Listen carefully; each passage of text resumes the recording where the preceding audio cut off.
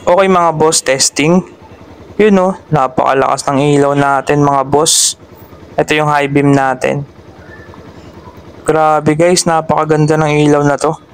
Meron pa siyang parang color blue and yellow sa mga bandang gilid. Diba, napakapansinin.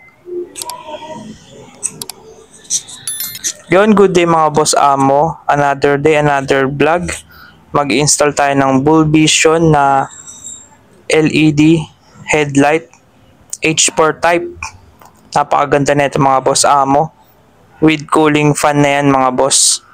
Yan. Ito, ayan yung cooling fan yan mga boss. Yan yung kanyang mga paa. H4 type.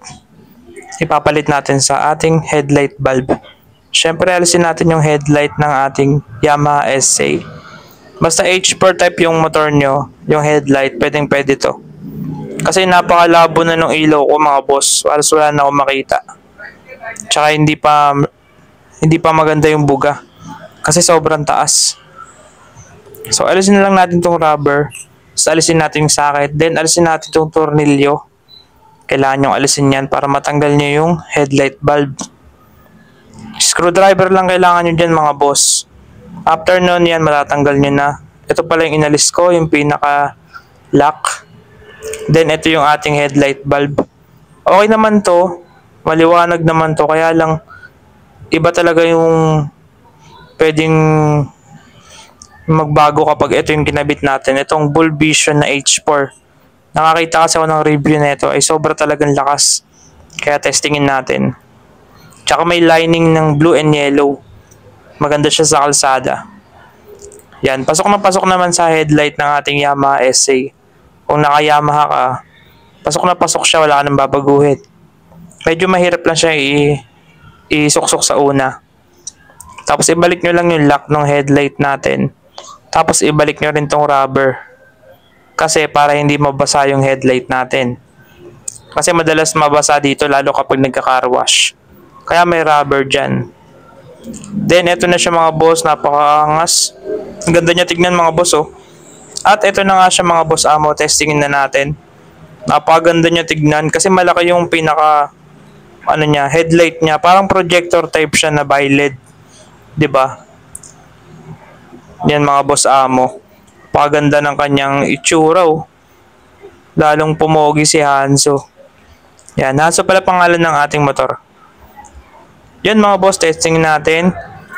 Syempre, yun oh. Napakaganda guys. May parang mapapansin nyo pa yung parang color blue. Diba? Ang ganda ng headlight na to guys. Okay, testing natin yan mamaya sa dilim. Man, hintayin lang natin magdilim. At ito na mga boss amo. Andito na ako sa kalsada, sa highway namin. Alas 12 na ng gabi to mga boss. Kaya wala na talagang tao. At kitang-kita nyo naman yung buga ng ating ilaw. Yan o. Ayan. Tinest drive ko nga siya mga boss para talaga makita ko yung buga. Kung mapapansin nyo lang is para siya nakatabingi ng konti. Kasi yung hindi ko alam yung sa headlight ko kung bakit ganyan. Kung ganyan ba talaga yan or nabago na yung headlight ng Yamaha ko. Pero wala naman naging problema kasi yan maliwanag pa rin naman yung buga. Pwede mo pa naman i-adjust yan yung headlight. Pwede mo pang iangat ng konti kung sobrang nabababaan ka. Yan guys, alas 12 na ng gabi yan. May mga tao pa sa labas. Tinesting ko kasi talaga tong headlight kung talagang malakas yung buga. Ito yung high beam natin guys oh. Yung high beam pala ng headlight na to is dumadagdag lang siya. Hindi nawawala yung low beam. Yun yung napakaganda ng buga. Napakaganda niyan mga boss amo. Bull Vision na headlight. So, kung gusto nyo na ito, ilalagay ko dyan sa yellow basket natin. At ikaw nang bahalang mag-order mga boss. Okay, hanggang dito na lang. See you sa next vlog.